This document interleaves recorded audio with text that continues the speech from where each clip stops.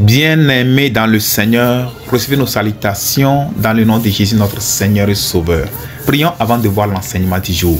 Père Céleste, nous te bénissons, nous te louons pour ce moment béni en ta présence. Nous prions que tu nous enseignes ta parole. Merci pour l'exaucement. Au nom glorieux de Jésus, nous prions. Amen. Le thème d'aujourd'hui, questions et réponses sur les tentations. La première question. Qu'est-ce que la tentation? Les tentations sont des suggestions ou des incitations du diable à pécher ou à désobéir à Dieu. La tentation elle-même n'est pas le péché, mais c'est le fait de tomber dans la tentation qui est le péché. Tous les hommes sont tentés, les chrétiens tout comme les pécheurs. Tout le monde est tenté. Question 2. Qui est l'auteur des tentations? Le diable est l'auteur des tentations. Matthieu chapitre 4 verset 1. Alors Jésus fut amené par l'Esprit dans le désert pour être tenté par le diable. Verset 11. Alors le diable le laissa. Et voici les anges vinrent auprès de Jésus et le servaient. Nous voyons là-bas, c'est clair. C'est le diable qui est l'auteur des tentations. La méthode. Quelle méthode le diable utilise pour tenter les gens? 2 Corinthiens chapitre 11 verset 3. Toutefois, de même que le serpent séduisit Ève par sa ruse, je crains que vos pensées ne se corrompent et ne se détournent de la simplicité à l'égard de Christ. 2 Corinthiens 11 verset 3 dans la Bible du Semeur. Or, j'ai bien peur que vous laissiez votre esprit se corrompre et se détourner de votre attachement sincère et pur à Christ, comme Ève s'est laissée séduire par le mensonge tortueux du serpent. Le serpent là-bas, ça fait référence au diable. Quelle est la méthode qu'il utilise? Dans ce passage, nous voyons la séduction, la ruse. C'est quoi la ruse? D'après le dictionnaire Le Robert en ligne, la ruse, c'est un procédé habile pour tromper, un artifice, une machination, une manœuvre, un piège, un stratagème, un subterfuge. C'est ça, tout cela, c'est la ruse.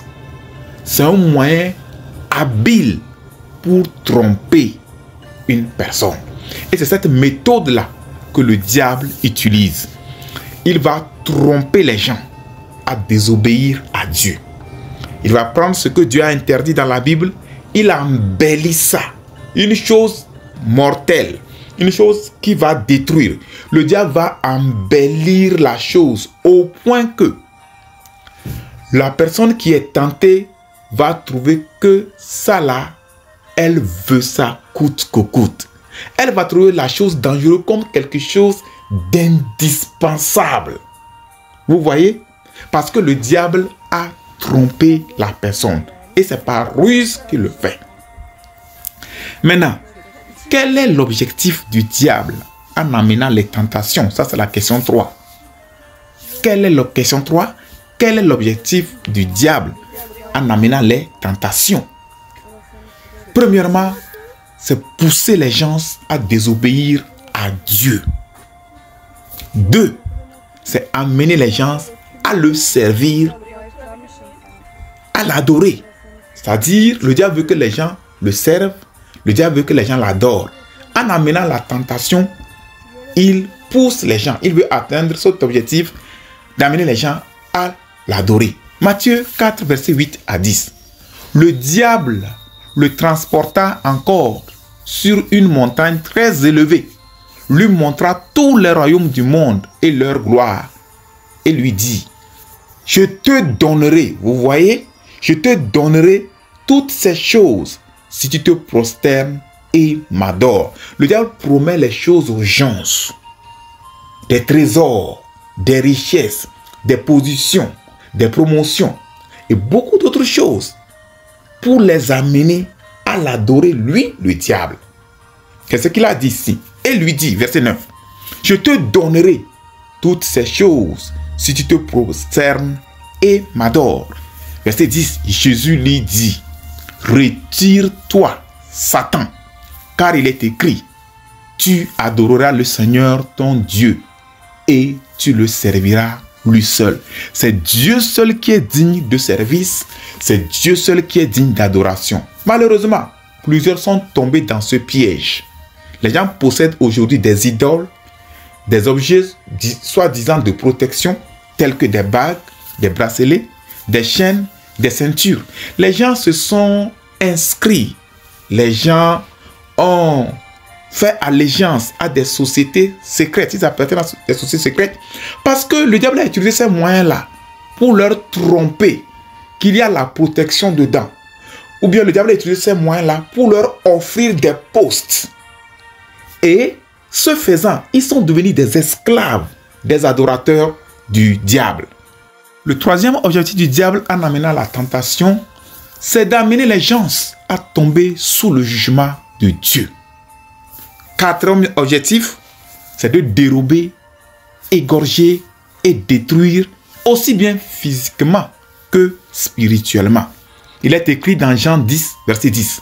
Le voleur, faisant allusion au diable, le voleur ne vient que pour dérober, égorger et détruire. C'est ça l'objectif du diable. Question 4. Quelles sont les conséquences de céder aux tentations? Premièrement, la mort spirituelle. Deuxièmement, la punition divine. Voici les conséquences lorsqu'on cède aux tentations. Jacques chapitre 1, verset 13 à 15. Que personne, lorsqu'il est tenté, ne dise « c'est Dieu qui me tente », car Dieu ne peut être tenté par le mal et il ne tente lui-même personne. Mais chacun est tenté quand il est attiré et amorcé par sa propre convoitise. Puis la convoitise, lorsqu'elle a conçu, enfante le péché. Et le péché étant consommé, produit la mort. Question 5. Le chrétien peut-il vaincre les tentations? Absolument oui. Le chrétien peut vaincre et il doit vaincre toutes les tentations. 1 Corinthiens 10, 13. Aucune tentation ne vous est survenue qui n'ait été humaine. Et Dieu qui est fidèle ne permettra pas que vous soyez tentés au-delà de vos forces.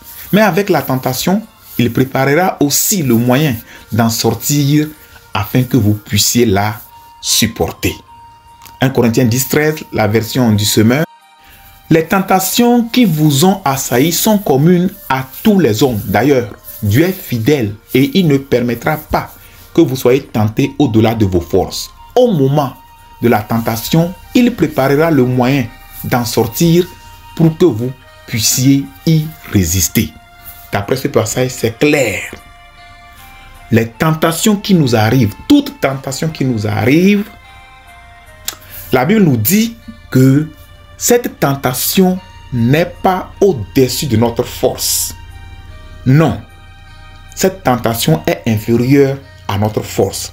Dieu ne permet pas au diable de nous tenter au-delà de nos forces.